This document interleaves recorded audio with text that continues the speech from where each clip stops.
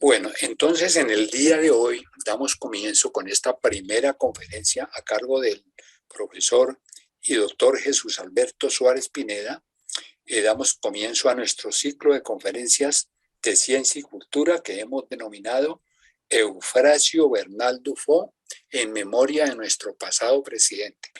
En el día de hoy, nuestro conferencista invitado es el doctor Jesús Alberto Suárez Pineda. El doctor Jesús Alberto Suárez Pineda, él es profesor investigador de la Universidad Externado de Colombia en la Facultad de Contaduría Pública. Es miembro de número de la Academia de Historia Militar.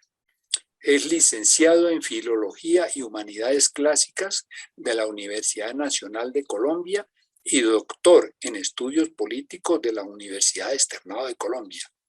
Su disertación doctoral, Función política de la contabilidad como ciencia prudencial, una interpretación sociohistórica, fue calificada con la máxima nota por el Tribunal Examinador como aprobada con mención sobresaliente cum laude.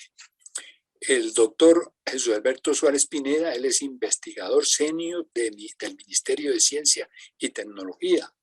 Ha sido asesor científico del Centro de Doctrina del Ejército y fue fundador y editor en jefe de la revista científica General José María Córdoba, que es una revista indexada internacionalmente en las bases de datos más importantes. Doctor Jesús Alberto Suárez Pineda, adelante. En verdad, es para mí un gran honor, señor coronel Augusto Bahamón, de participar en esta importante sala de la Sociedad Geográfica de Colombia por invitación del mayor Zambrano, quien es el presidente de la Academia de Historia Militar. Y me gustaría dedicar esta conferencia a la artista Eliana Carvajal, la joven artista, quien nos puso de relieve que la geografía, la literatura y la música son hermanas. Para iniciar, voy a compartir pantalla e iniciar con mi disertación. ¿Sí alcanzan a ver todos? Sí, muy bien, doctor. Muy bien. Ahora voy a compartirla. Ahí alcanzan a ver, ¿cierto? Bueno, no sé si ahí se alcanza. ¿Alcanzan a ver todos? Sí. Sí, señor, está muy bien. Bueno, la disertación que quiero hacer versa sobre el origen del nombre de Colombia en su cartografía. Y esta es una investigación que he venido realizando hace ya unos 4 años, porque es muy dispendiosa. Para iniciar, ¿cuál es el origen del nombre de Colombia? Hay que leer los 24 tomos del Archivo General de Miranda, quien el general Miranda fue quien nos colocó el nombre de Colombia. Y también hay un juicioso estudio de la doctora Olga Koch-Hincapié, quien publicara un libro que se llama Historia del Nombre de Colombia, y lo publicara el Instituto Caro y Cuervo. Los 24 tomos del Archivo de Miranda y la historia del nombre de Colombia de la doctora Koch-Hincapié, quien se basa en un análisis juicioso del Archivo de Miranda, es tal vez la bibliografía más completa que pueda consultarse. El estudio de estas obras posiblemente le lleve a un investigador unos 3 años para leer juiciosamente esos 24 tomos del Archivo de Miranda y, por supuesto, las obras de Bolívar, quienes también tuvieron que ver con este nombre. Y entonces quisiera empezar con Cristóbal Colón, porque el nombre de Colombia, en cuanto que significa tierra de Colón, como reza el himno nacional de Colombia, está ligado a la disputa de la denominación justa que se debía dar eh, al, al nuevo mundo, en la cual se enlazan dos nombres, los nombres de Cristóbal Colón y de Américo Vespucio. En la primera lámina pueden observar el nombre de Colón con su firma. Esta firma es tal vez una de las más misteriosas que se ha publicado, o que se han escrito ríos de tinta para poder interpretar la firma de Colón. Esta rúbrica está formada por las iniciales siguientes: una S, y en la segunda línea aparece otra S, una A y una S, y en la tercera línea aparece la G en griego, la M en latín y la I en latín, y después aparece unas iniciales en griego abreviadas, que significa Cristo, y después aparece una palabra en latín que significa Ferenc. Estas iniciales significan, la primera línea, la S, significa servus. La segunda S, suplex. La segunda A, la segunda letra, la A, altissimi, y la tercera letra, la S, salvatoris, y después aparece Cristo Ferenc. Una primera interpretación, después de indagar mucho tiempo sobre eso, podría ser siervo suplicante del Altísimo Salvador. Y después Cristo Ferenc es portador de Cristo. Es decir, y diríamos, esta tercera línea sería Cristo, la M de María y la I de José. Esta reconstrucción la hice con base en uno de los libros de Colón más extraños, que no se publicó en vida y que después de la celebración de los 500 años, los reyes de España encargaron esa preparación, y fue preparado por Juan Fernández Valverde, que fue el libro de los privilegios. El libro de los privilegios de Cristóbal Colón es uno de los libros más misteriosos, digamos, el libro de las profecías, como se lo traducen acá.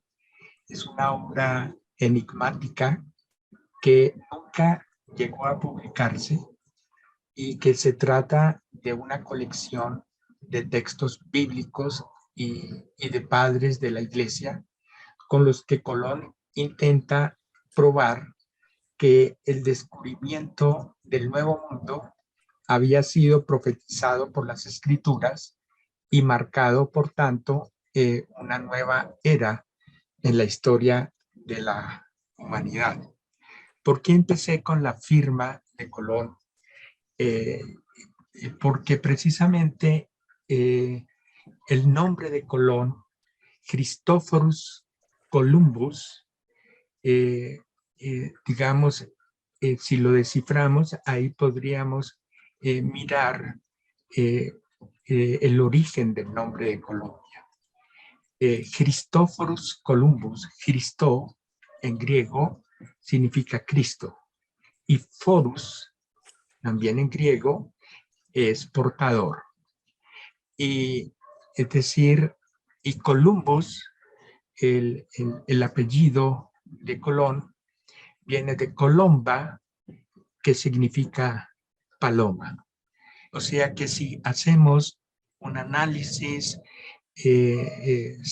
semiótico del nombre de Colón y tratamos de reconstruir cómo se dirige Colón a los reyes católicos con los símbolos más preciados, y le presenta el libro de los privilegios, en donde él se va a presentar como Christophorus Columbus, es decir, literalmente traducido sería como paloma portadora del mensaje de Cristo.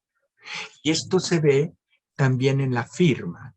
Cuando él es nombrado almirante, empieza a firmar como en la tercera, cuarta línea, Christoferens, es decir, portador de Cristo, portador del mensaje de Cristo. Entonces, y como Columbus, es decir, como paloma portadora del mensaje de Cristo.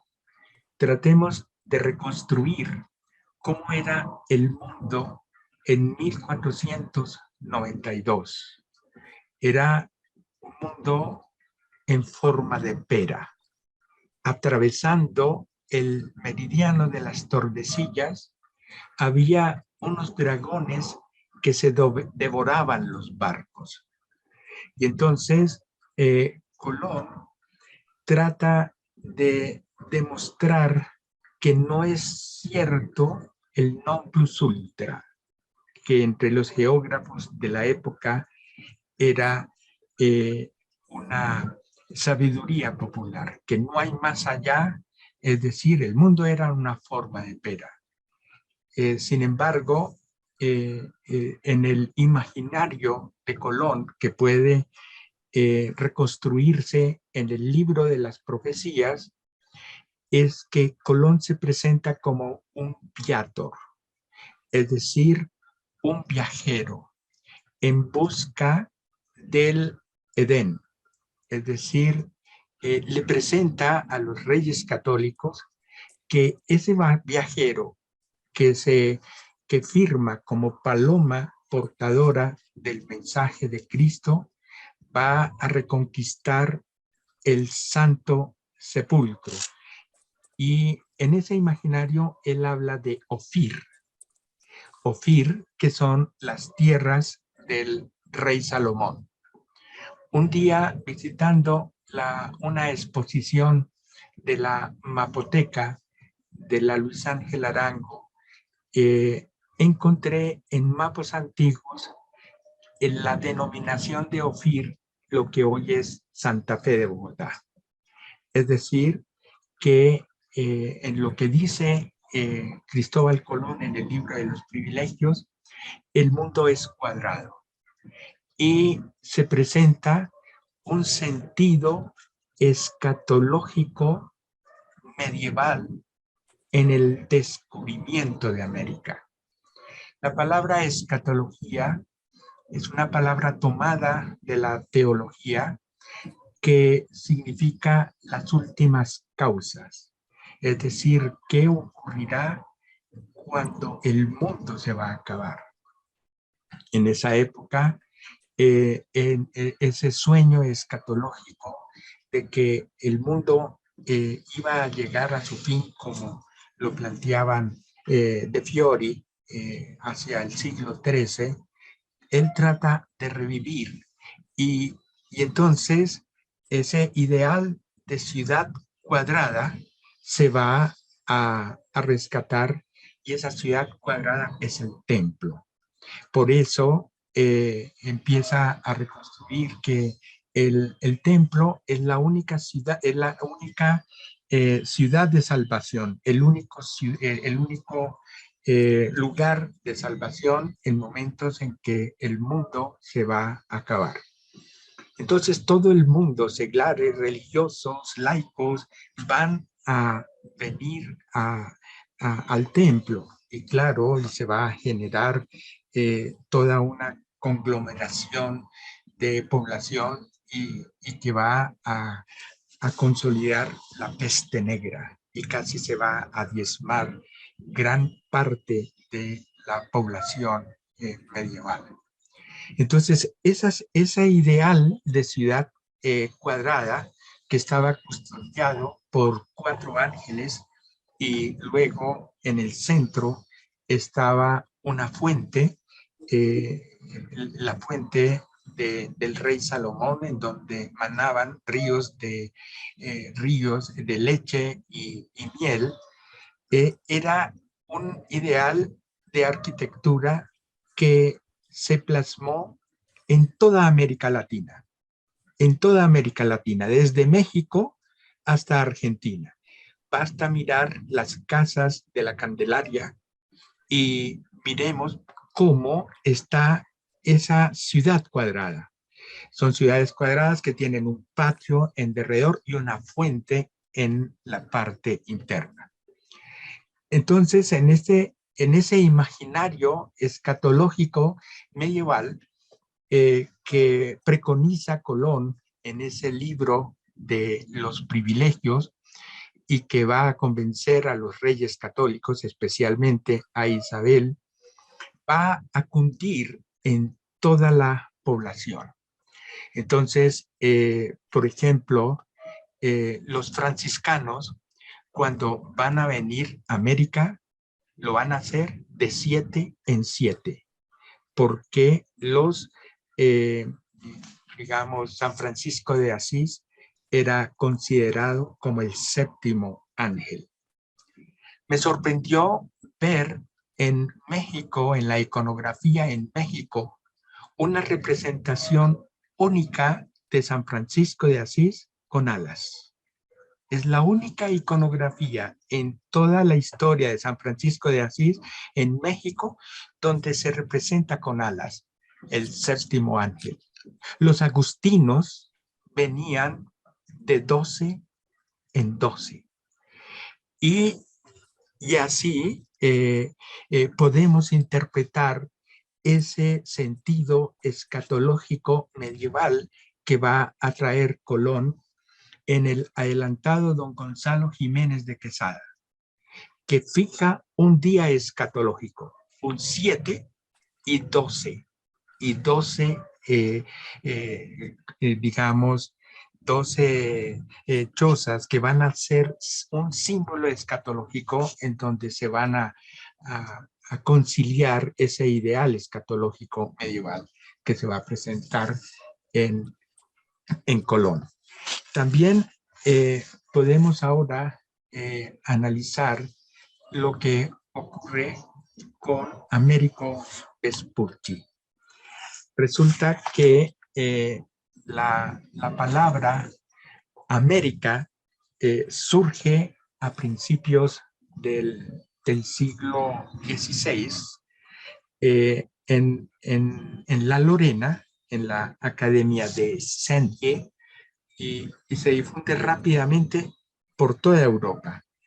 A España no encuentra acogida la denominación de América y protestan que los autores españoles y los autores hispanoamericanos en contra del nombre de América.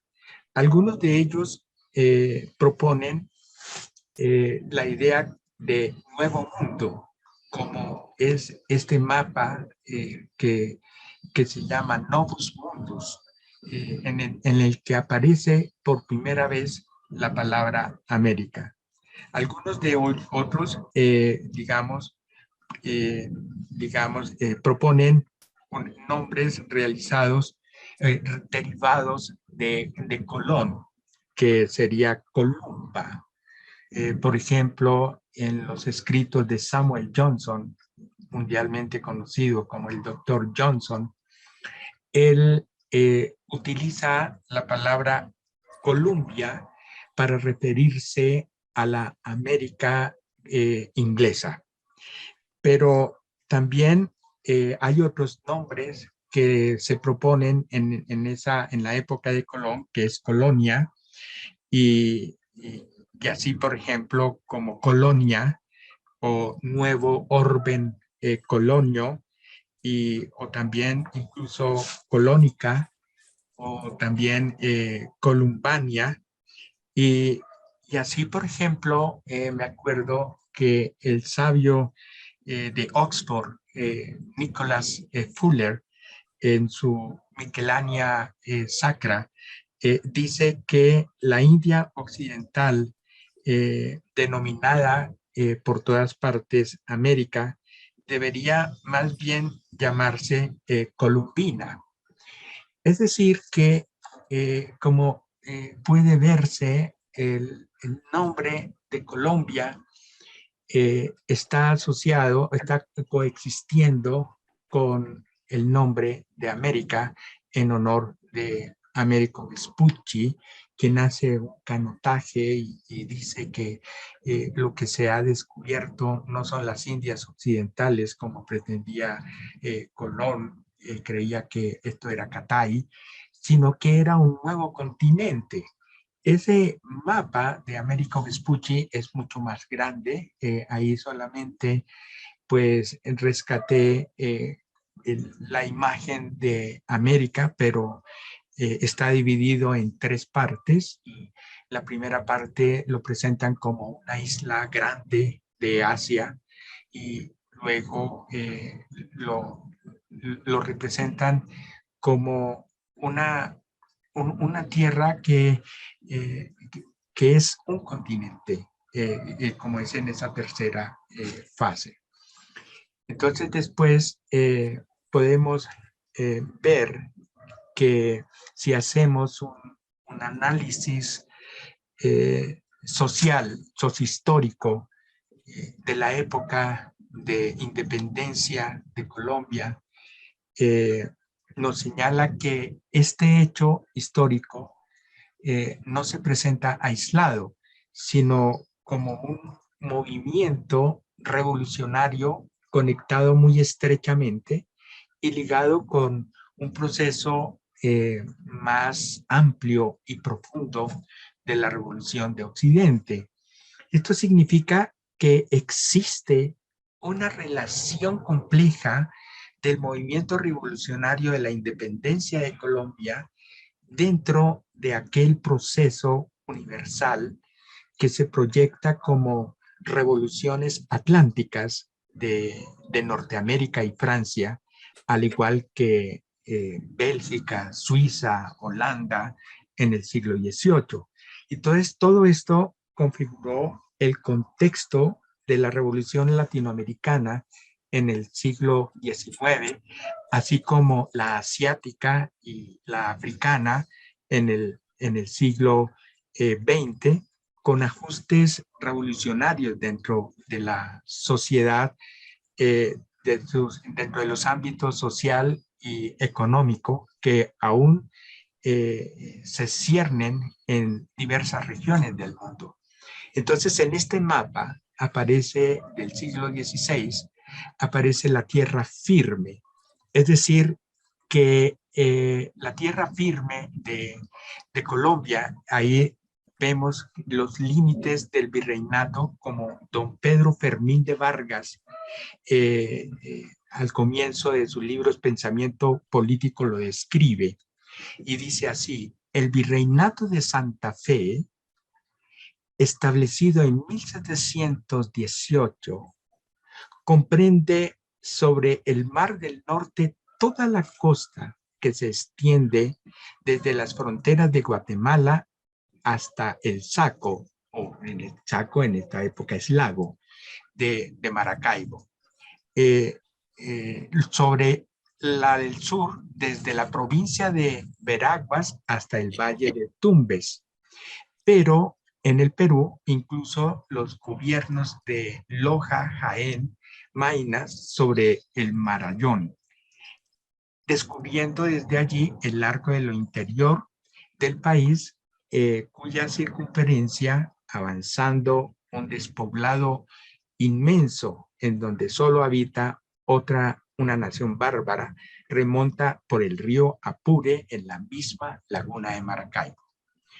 Entonces, si nosotros reparamos por un momento el nombre de Colombia, vemos por su etimología que pertenece es un proyecto cultural. Y para poder entender el nombre de Colombia, hay que hacerlo indagando sobre el origen de las ideas sociopolíticas en la época de la independencia. Esto es fundamental entenderlo. Y cuando decimos que es un proyecto cultural, quiero rescatar que durante el siglo XIX, en la lengua castellana de la independencia, la palabra Colombia se refería a continente y se empleaba más en el sentido de colombiano. Vemos en las cartas de Bolívar que habla del continente colombiano. Miranda habla del continente colombiano, es decir, como el continente de Colombia. Es decir, que Colombia surge en el contexto de las ideas geopolíticas. Entonces, quiero profundizar un poco más que el nombre de Colombia surgió precisamente como un proyecto cultural con la idea de libertad. Colomba, dijimos, significa paloma, y paloma es símbolo de la libertad, de la paz, de la identidad, de la igualdad, de acuerdo a lo que Cristóbal Colón en su libro, el libro de los privilegios, quería proponer. Es decir, que el origen del nombre de Colombia pertenece, repito, a la historia de las ideas. Refleja las ideas de los americanos de la época de la independencia. El maestro Germán Arciniegas, en el prólogo a un bellísimo libro que se llama El continente de los 7 colores, publicado en 1965, afirma que el nombre de Colombia fue inventado por el general Francisco Miranda, donde interactuó con los próceres de la independencia de ese país. Es decir, en esa época, el nombre original que se le iba a dar a los actuales Estados Unidos de América era Estados Unidos de Colombia. Y por culpa de Miranda, en el Congreso de Filadelfia, Estados Unidos no pudo tomar ese nombre, que era un nombre continental, es decir, Estados Unidos del continente colombiano. Entonces, Estados Unidos optó por retomar la palabra América.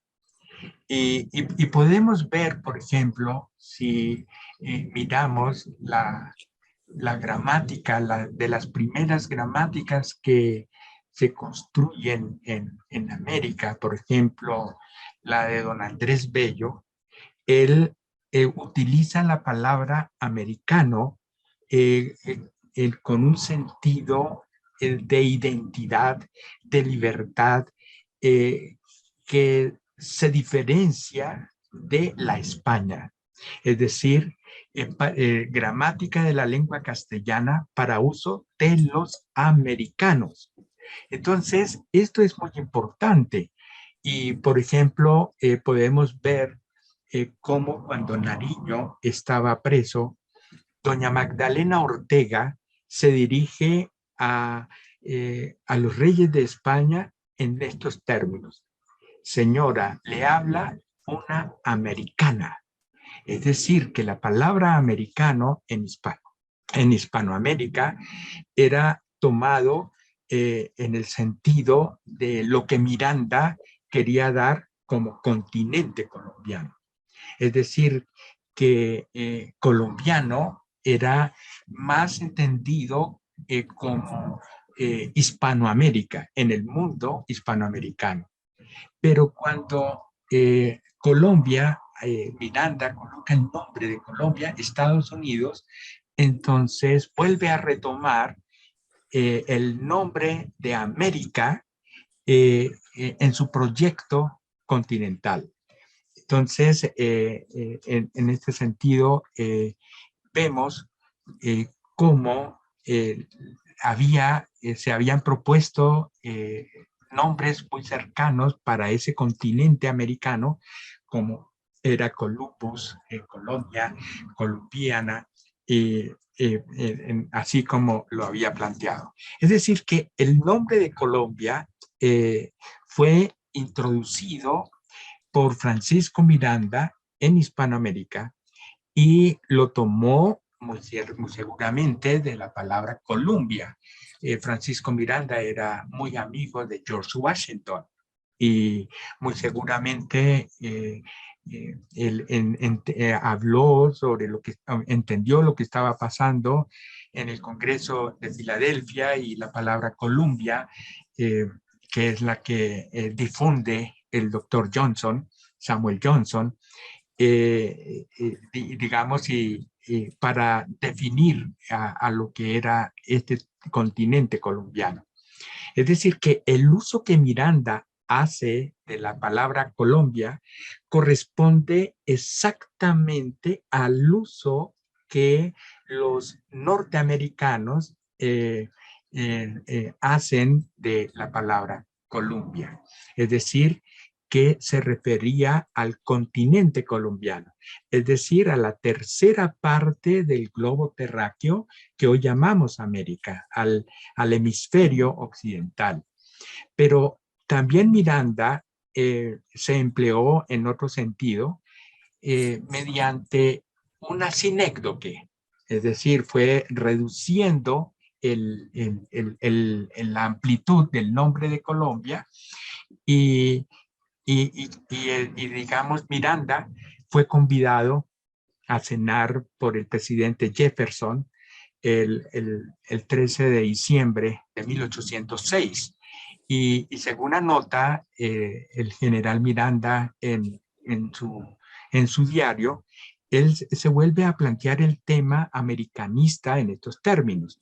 Miranda dice así: en fin, exclamaba, Miranda manejaba muchos idiomas, pero esa confusión de tantos idiomas hacía que tuviera no un buen manejo de la ortografía castellana.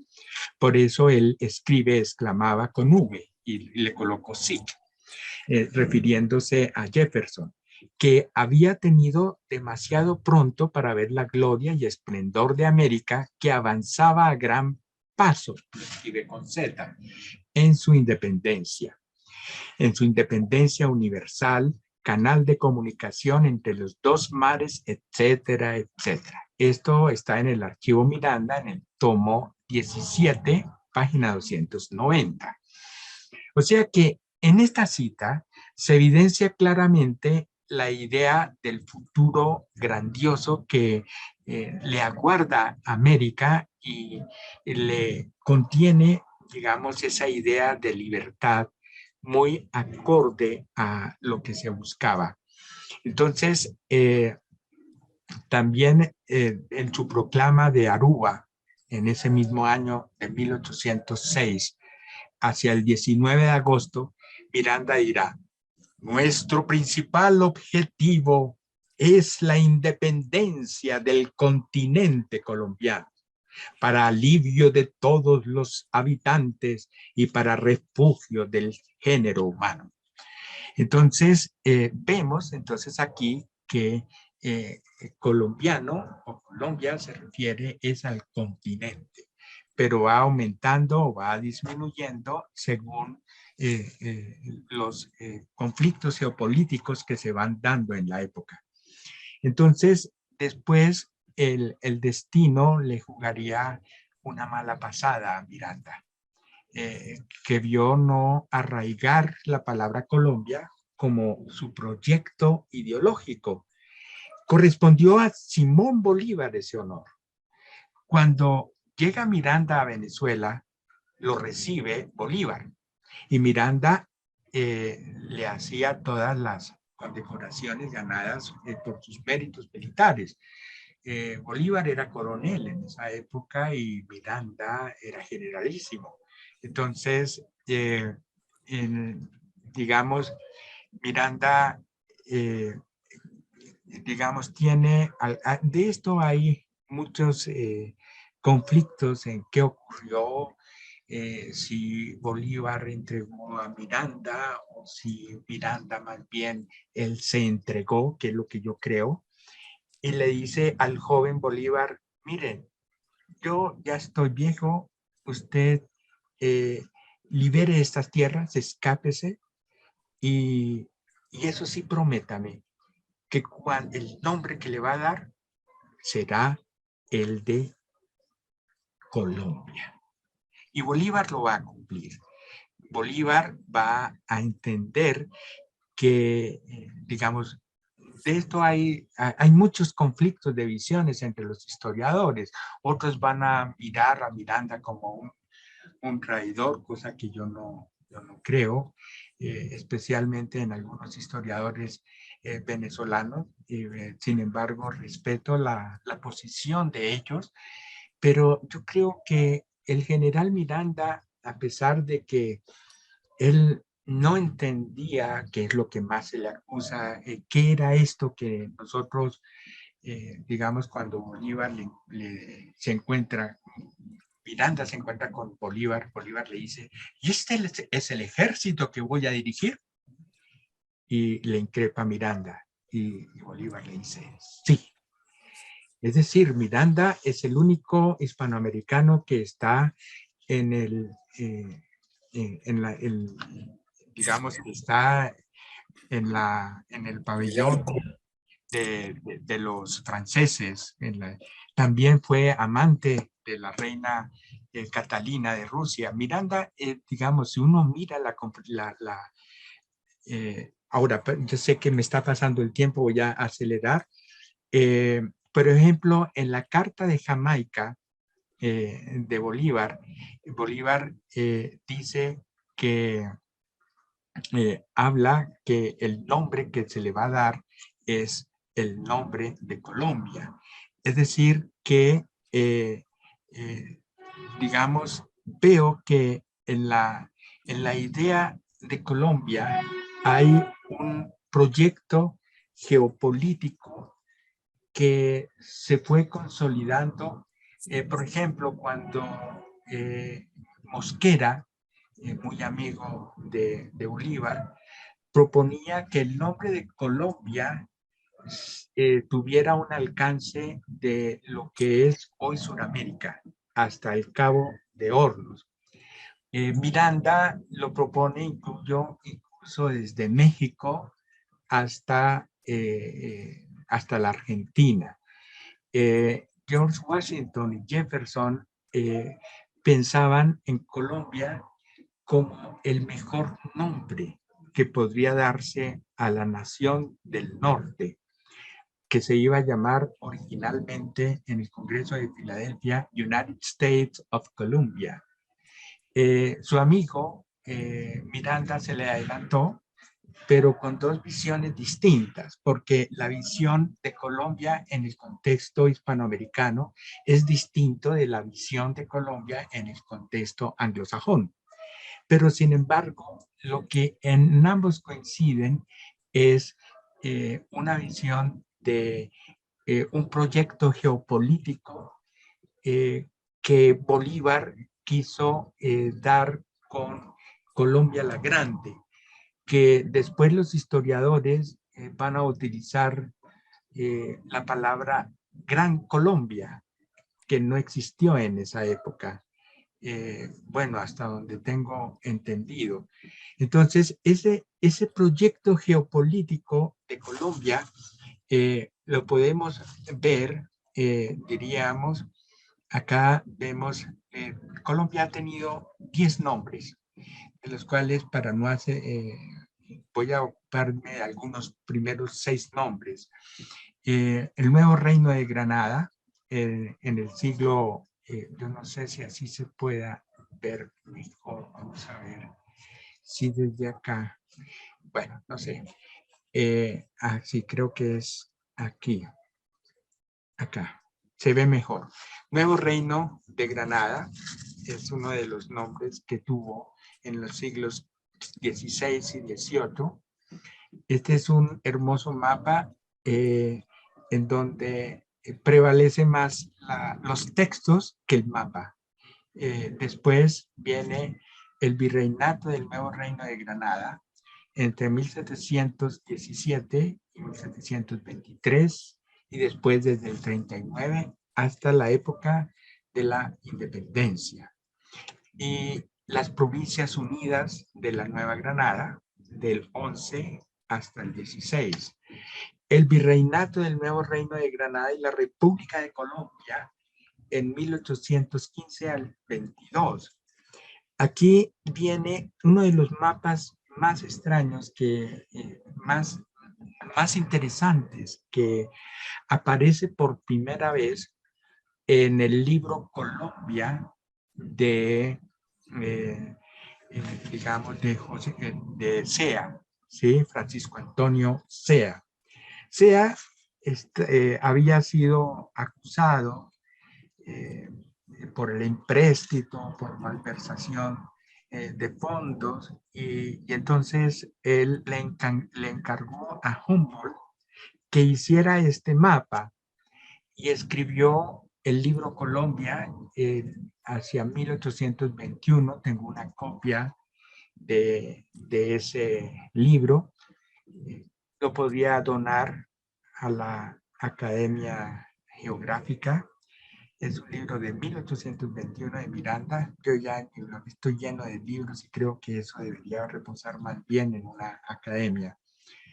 Y entonces ahí aparece ese mapa muy grande y lo llama República de Colombia, que los historiadores han utilizado la ficción de la Gran Colombia, pero lo que se utilizaba en la época de Bolívar y de Miranda y de Nariño era Colombia, especialmente de Bolívar, era Colombia la Grande. Pero él lo llama República de Colombia. Entonces, Sea totalmente amargado por las acusaciones que le hacen desde el interior, porque él estaba haciendo negociaciones de un empréstito para conseguir dinero para los magros recursos de la independencia de Colombia, y lo acusan de despilfarrador. Entonces lo que hace Sea es escribir ese libro y no alcanza, muere. Y entonces este va a ser un libro póstumo. Y entonces este mapa es lo que va a hacer la Gran Colombia.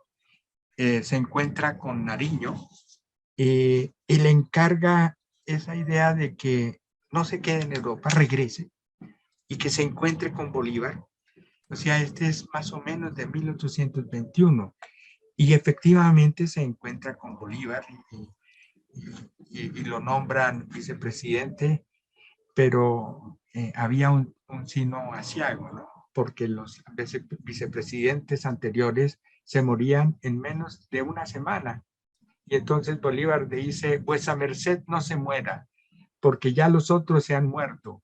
Y, Bolívar, y Nariño estaba totalmente eh, deshecho, pero sin embargo las insidias políticas que se generaban eran bastante grandes. Pero ahí se ve reflejado ese proyecto continental del continente colombiano, que era lo que tenía en la mente Miranda y que Bolívar lo va a respetar.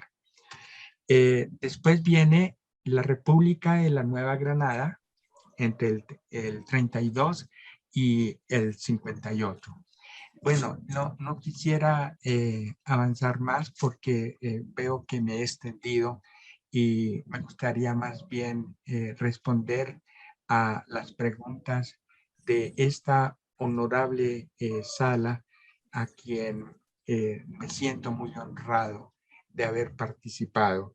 Y después les haré llegar un escrito para si ustedes, señor coronel Augusto Vamos, tienen a bien a publicarlo o no. Entonces, quedo atento a sus preguntas porque creo que sería mucho más interesante hacerlo de forma charlada que en una exposición un poco académica.